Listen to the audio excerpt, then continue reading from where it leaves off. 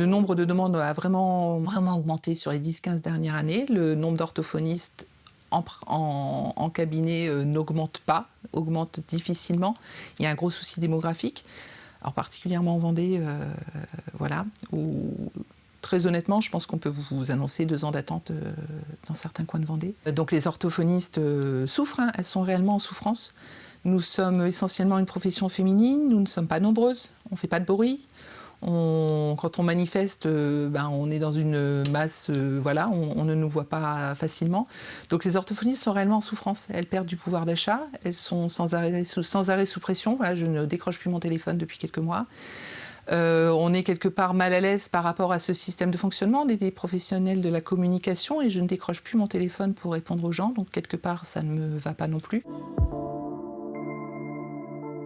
On peut être amené à tout âge de sa vie à avoir besoin d'une orthophoniste. Donc on peut travailler avec des tout petits bébés qui soit présentent déjà des handicaps, soit ont des difficultés d'alimentation, des troubles de la succion, donc pour des difficultés liées à l'oralité. Ensuite, on a tout ce qui est langage oral pour l'enfant, langage écrit.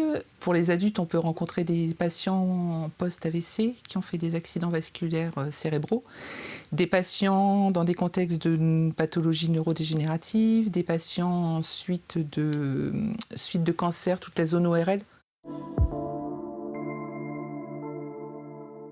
Donc l'AMO, c'est l'acte médical orthophonique. On a un AMO multiplié par 10 ou 11 en fonction du trouble que l'on prend en charge. Et donc cet AMO n'a pas été revalorisé depuis 2012.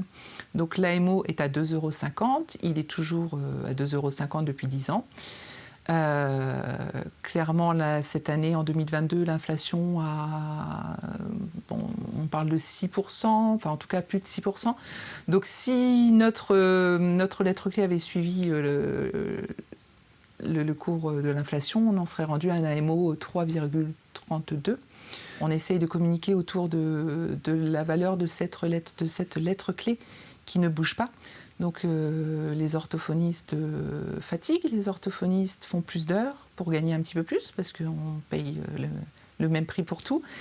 Les orthophonistes fatiguent, les orthophonistes pensent qu'elles ne sont pas reconnues à leur juste niveau. Et voilà, on souhaiterait qu'il y ait plus d'orthophonistes, qu'il y ait plus de place dans les écoles pour d'ici 10, 15 ans, 20 ans pouvoir soulager, pour qu'il y ait plus d'orthophonistes sur le terrain.